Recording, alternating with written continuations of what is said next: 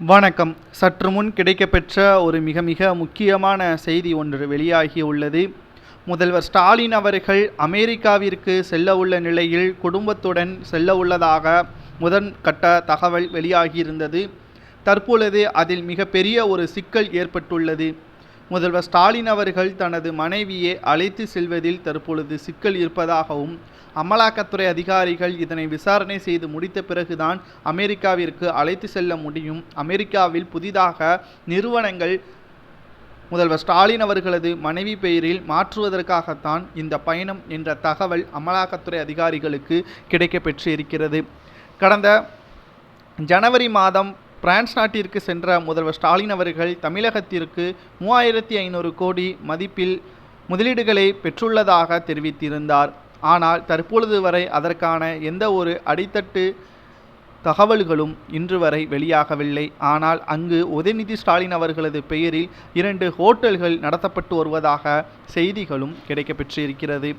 இந்த ஒரு சூழ்நிலையில்தான் தற்பொழுது அமெரிக்காவிற்கு ஸ்டாலின் அவர்களை அழைத்து செல்வதற்கான காரணம் என்ன, அதுவும் அரசு நிதியில் அழைத்து செல்வதற்கான காரணம் என்ன?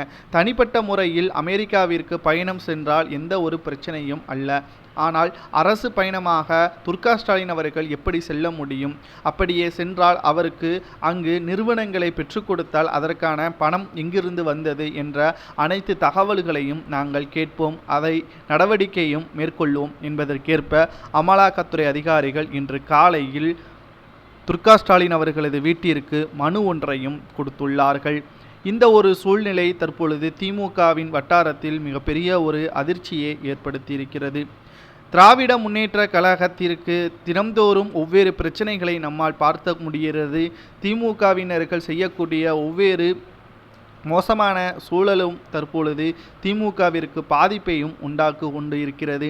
அமெரிக்கா பயணம் 27ஆம் தேதி செல்லக்கூடிய ஸ்டாலின் அவர்கள் அதற்கு முன்பாக அமைச்சரவை மாற்றம் செய்யப்படும் என்று எதிர்பார்க்கப்பட்டது. ஆனால் துணை முதல்வராக உதயநிதி ஸ்டாலின் அவர்கள் பொறுப்பேற்றால் சனாதன வழக்கு எப்படியும் முடிந்துவிடும். இதனால் உதயநிதி ஸ்டாலின் அவர்கள் சிறைக்கு சென்றால் அடுத்து அவரால் முன்னிறுத்தி திமுகவை வழிநடத்துவதில் பல சிக்கல் ஏற்படலாம் என்ற கருத்தை முன்வைத்துதான் உதயநிதி ஸ்டாலின் அவர்கள் தற்பொழுது துணை முதல்வராக பொறுப்பேற்க வைக்க வேண்டாம் என்ற தகவலையும் வெளியிட்டிருக்கிறார். தற்பொழுது ஸ்டாலின் அவர்களுக்கும் பிரச்சனை வந்திருப்பதால் ஸ்டாலின் அவர்கள் தனியாகத்தான் செல்வார் என்றும், குடும்பத்திலிருந்து நபர்கள் யாரும் செல்ல மாட்டார்கள்.